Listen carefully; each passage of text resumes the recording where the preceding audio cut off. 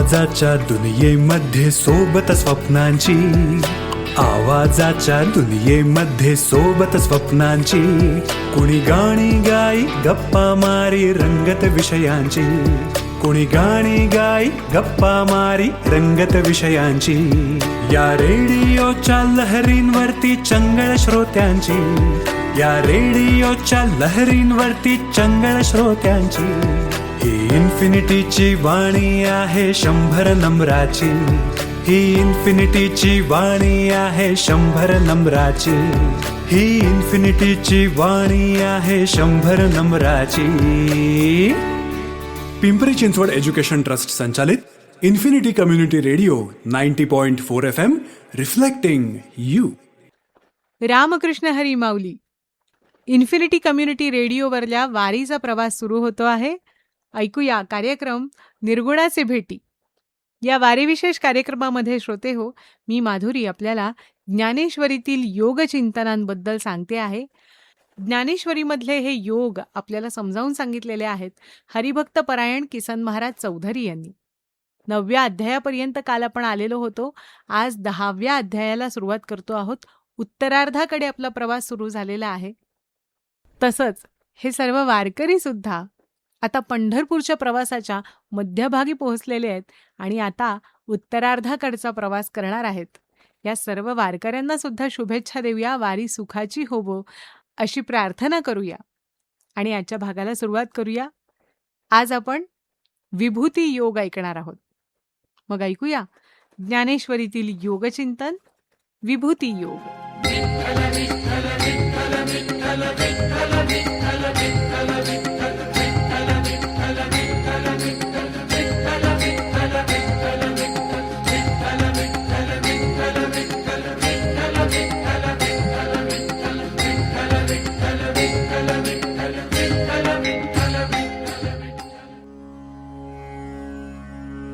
ज्ञानेश्वरीमधला 10वा अध्याय विभूती योग या नावाने ओळखला जातो. 9व्या अध्यायात आपण ऐश्वर्य योग ऐकला. प्रत्येक भूतमात्रामध्ये चैतन्य रूपाने मी असतो. मला जाणून घेण्यासाठी श्रद्धा आणि भक्ती असावी लागते. तरी तू भक्तीने माझ्यापर्यंत ये, हा महत्वाचा विचार भगवंताने सांगितलेला आहे.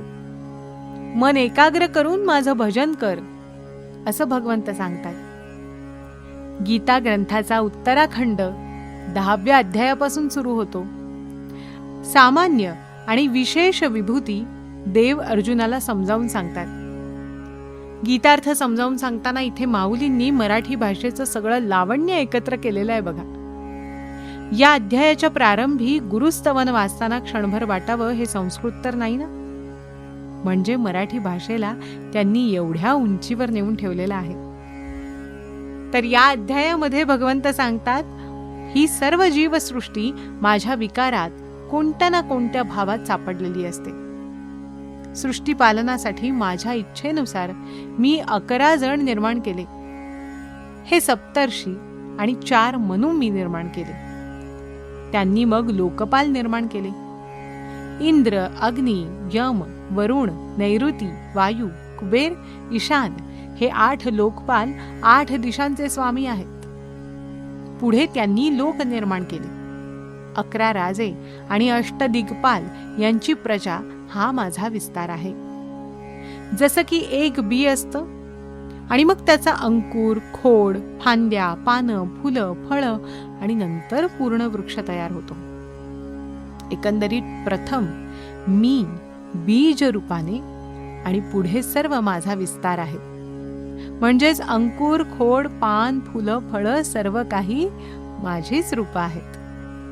अर्जुना, मला ओळखण्यासाठी खूप लोकांनी प्रयत्न केले, पण माझं ज्ञान त्यांना झालं नाही. अरे, वेदांनी मला जाणण्याचा प्रयत्न केलाय. वेदांनाही नाही कळला अंतपार ज्याचा, असा तो कानडा राजा पंढरीचा असं म्हटलंय. पण वेद सुद्धा नेती नेती म्हणती गोविंदुरे, न इति कळत नाही असंच म्हणतात. देहाच्या अहंकारामुळे मनुष्य प्राणी मला जाणू शकत नाही. पण जे माझं नित्य स्मरण करतात, चिंतन करतात, त्यांना सर्वाघटी पूर्ण एक नांदे याची अनुभूती येते. माझ्याच भावाने जग व्यापलं आहे. जे जे भेटे भूत ते ते माने जे भगवंत, अशी त्यांची धारणा होते. त्यांच्या ठिकाणी भेदभाव उरत नाहीत. माझ्या सर्व विभूतीशी तो एकरूप होतो. तो खरा ज्ञानी आणि तो माझा भक्त. एकदा मीराबाई एका साधूला भेटायला गेल्या. साधूने दर्शन नाकारलं. साधू म्हणाला, मी फक्त पुरुषांना भेटतो, स्त्री दर्शन मला वर्ज्य आहे. तेव्हा मीराबाईंनी उत्तर पाठवलं, जगात तो एकच पुरुषोत्तम आहे, बाकी सर्व स्त्रिया आहेत. हा दुसरा पुरुष कोण? अर्जुना, अरे लाटांमध्ये पाणी असतं, लाकडात जसा अग्नी असतो तसं माझं स्वरूप आहे. माझ्या भक्तावर माझं अनन्यसाधारण प्रेम आहे. मी षड्गुण ऐश्वर्य संपन्न आहे. भक्त जे मागेल ते मी देतो. प्रल्हादासाठी मी खांबात प्रकट झालो. ध्रुवाला आढळ स्थान दिलं. अपमन्यूला दुधाचा सागर दिला. कारण या सर्वांनी मला प्रेम दिलं. प्रेम ही 2 अक्षरं अर्जुना अमृतानंद देऊन जातात. अर्जुन देवाला पुन्हा विनंती करतो की आपण सर्व भूतांची उत्पत्ती केली, आपण सर्वे सर्व आहात, मग मला आपल्या विभूती सांगाल का? अर्जुनाच्या प्रेमामुळे भगवंत म्हणतात, सांगतो बाबा. इथे माऊली वर्णन करतायत तो विश्वनिर्माता ब्रह्मांड नायक, पण अर्जुनाच्या प्रेमामुळे त्याला बाबा म्हटलेलं आहे. प्रेमात किती प्रचंड ताकद आहे नाही? देव पुढे म्हणतात, अर्जुना, तू मला माझ्या विभूती विचारल्यास, पण त्या खूप आहेत. अरे अंगावर किती केस आहेत हे सांगणं जसं कठीण आहे, तसं माझ्या विभूती सांगणं सुद्धा कठीण आहे. तरी सुद्धा काही प्रमुख विभूती मी सांगतो. अर्जुना, 12 आदित्यांमध्ये मी विष्णू आहे. 11 रुद्रांमध्ये मी शंकर आहे. देवामध्ये मरुदगणांचा भाऊ महेंद्र मी आहे. यक्ष राक्षसांमध्ये मी कुबेर आहे. अष्टवसूमध्ये मी अग्नी आहे. कुलोपाध्यायामध्ये शुक्राचार्य मी आहे. कृतिकांच्या ठिकाणी उत्पन्न झालेला कार्तिक स्वामी मी आहे. गंधर्वामध्ये चित्ररथ मी आहे. महर्षींमध्ये भृगु ही माझी विभूती. देवर्षींमध्ये नारद मी आहे. सिद्धामध्ये कपिलाचार्य ही माझी विभूती आहे. जन्मदात्यामध्ये मदन, तर जलचरामध्ये वरुण मी आहे. सर्व कर्माचा साक्षी यम मी आहे. मुनीमध्ये व्यास मी आहे. शस्त्रधाऱ्यांमध्ये श्रीराम मी आहे. यादवांमध्ये श्रीकृष्ण मी आहे. अर्जुना, पांडवामध्ये तू माझी विभूती आहेस. प्रजेची सेवा करणारा राजा, दैत्य कुळात प्रल्हाद ही माझी विभूती आहे. ताऱ्यांमध्ये सूर्य, तर नक्षत्रांमध्ये चंद्र मी आहे. इंद्रियांमध्ये मन, तर सजीवांमध्ये सजीवत्व ही माझी विभूती आहे.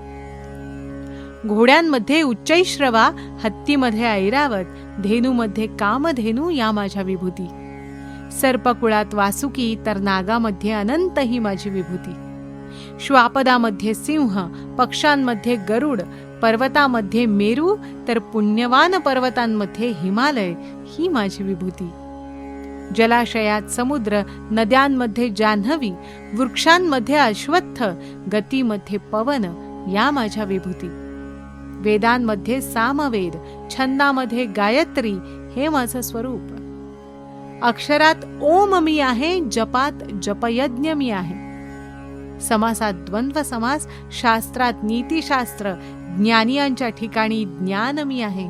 अर्जुना, किती म्हणून सांगू? महाकाळ, अध्यात्मविद्या, नित्य नूतन रूप म्हणजे मी आहे. औदार्य, संपत्ती, धैर्य, क्षमा, बुद्धी ही माझीच रूप. 12 महिन्यात मार्गशीर्ष मी, कारस्थानात द्यूत मी, तेजोमयात तेज मी, तर त्रिगुणात सत्वगुण मी आहे. संपत्ती आणि दया ज्या ठिकाणी एकत्र नांदतात तिथे मी असतो. एकंदरीत मानवात, निसर्गात, पशुपक्षात, प्राणीमात्रात सर्व ठिकाणी मी आहे. अर्जुन म्हणाला, देवा, तू सर्वव्यापी सर्वत्र आहेस हे मला समजलं. माऊलींचा एक अभंग आहे, योगिया दुर्लभ तोम्या देखिला साजणी, अनंत रूपे अनंत वेशे देखिले मिल्यासी. देखिला देखिला ओ माये देवांचा देवो, फिटला संदेहो निमाले दुजेपण. ज्ञानाच्या संदर्भात माऊली स्पून फिडिंग, चमच्याने खाऊ घालणं, म्हणजे छोट्यातली छोटी गोष्ट सुद्धा अगदी सहज सोपी सविस्तर करून सांगणं, असं जे म्हणतात ना, ते इथे भगवंताने गीतेमध्ये आणि माऊलींनी ज्ञानेश्वरीमध्ये केलेलं आहे.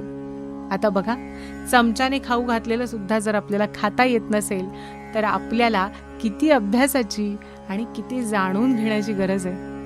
पण हरकत नाही, हा अभ्यास सतत सुरू राहावा, हे चिंतन सतत सुरू राहावं, या मार्गावरून आपण सतत चालत राहावं, म्हणून तर वारी होते ना दरवर्षी.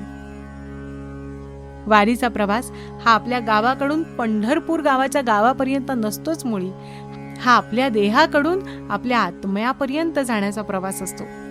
हा प्रवास करून जो आपल्या आत्म्यापर्यंत पोहोचला, तो तिथे पंढरपुरामध्ये जाऊन त्या निर्गुणाशी एकरूप नक्कीच होतो. हे भाग्य आपल्याला लाभावं म्हणून वारीचा प्रवास करत राहावा आणि वारीच्या माध्यमातून किंवा वारीच्या निमित्ताने हे ज्ञान सुद्धा ग्रहण करत राहावं. निर्गुणाचे भेटी या वारी विशेष कार्यक्रमामध्ये आज आपण इथेच थांबतो आहोत, पण उद्या पुन्हा नवा योग जाणून घेण्यासाठी, पुढचा योग जाणून घेण्यासाठी अवश्य भेटूया. ऐकत रहा निर्गुणाचे भेटी हा वारी विशेष कार्यक्रम इन्फिनिटी कम्युनिटी रेडिओ 90.4 FM वर. रामकृष्ण हरी माऊली.